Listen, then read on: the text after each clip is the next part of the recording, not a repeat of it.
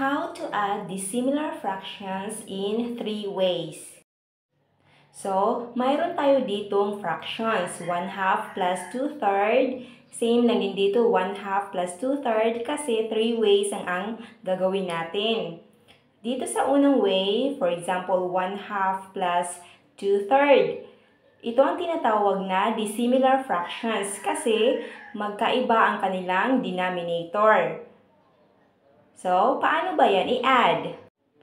Ang gagawin natin, hahanapin natin ang LCD or least common denominator ng 2 and 3. Paano ba hanapin ang LCD? Hahanapin natin ang LCM or least common multiple ng 2 and 3. So, ganito lang. 2, ito. Then, 3 ito. So, 2 times 1, 2. 2 times 2, 4. 2 times 3, 6. 2 times 4, 8. And so on. Then, 3 times 1, 3. 3 times 2, 6. 3 times 3, 9. 3 times 4, 12. And so on. Then, hahanapin natin ang numerong pinakamaliit na magkapareho. So, ano ang pinakamaliit na numero na magkapareho? 6. Ito, 6. So, ibig sabihin, ang bagong denominator natin ay 6. Isulat natin. Ilalagay natin ang bagong denominator which is 6. And then, i-divide natin ang new denominator sa old denominator. At ang sagot ay i-multiply natin sa numerator. So, ganito lang. 6 divided by 2 is 3. Times 1 is 3. Ilagay natin dito.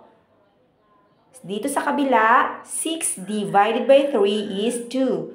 Times 2 is 4. Ito na siya. Kung mapapansin ninyo, pareho na ang denominator which is 6. So, similar fractions na sila. Pwede na natin silang i-add. 3 plus 4, 7. Then, copy the common denominator which is 6. So, ang sagot ay 7/6. Pero dahil improper fractions yan, i-simplify natin yan.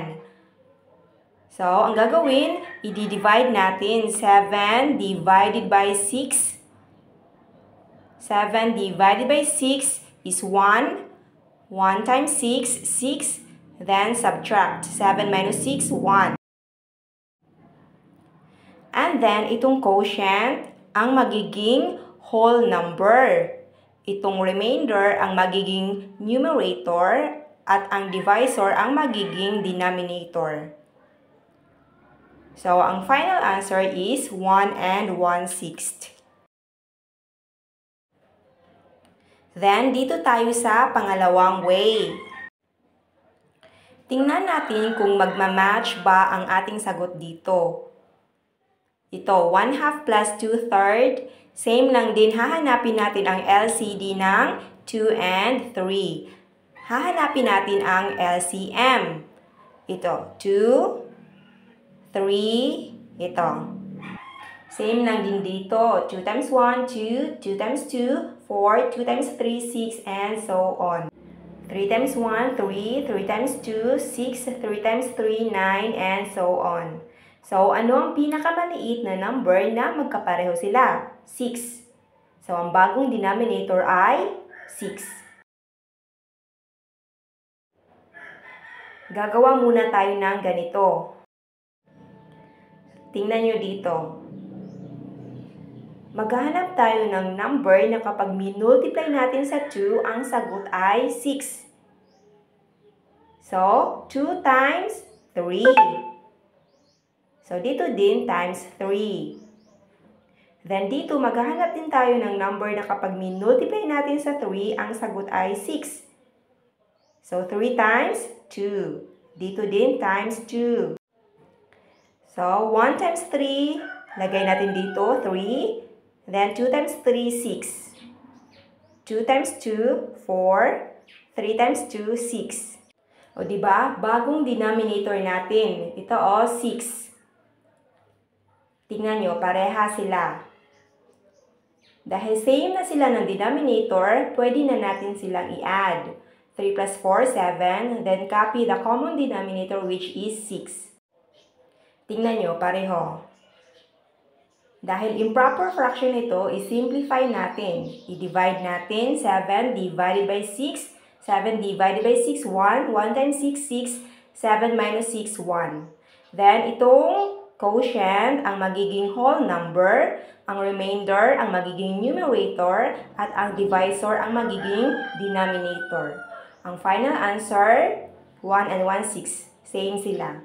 Match. So, kahit anong paraan ang iyong gagawin, either ito or ganito, same lang din. Then, dito tayo sa pangatlong way. Cross multiplication. So, ito, 3 times 1, 3. Ayan. Then, 2 times 3, 6. Then, 2 times 2, 4. 2 times 3, 6. So, tingnan nyo, pareho sila. Then, i-add na natin kasi similar fractions na sila. 3 plus 4, 7. Then, copy the denominator, 6. So, tingnan nyo, match sila.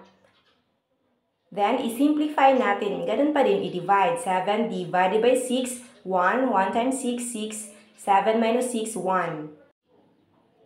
Then, itong quotient ang magiging whole number, ang remainder ang magiging numerator, at ang divisor ang magiging denominator. So, final answer, 1 and 1/6. Tingnan nyo, same sila.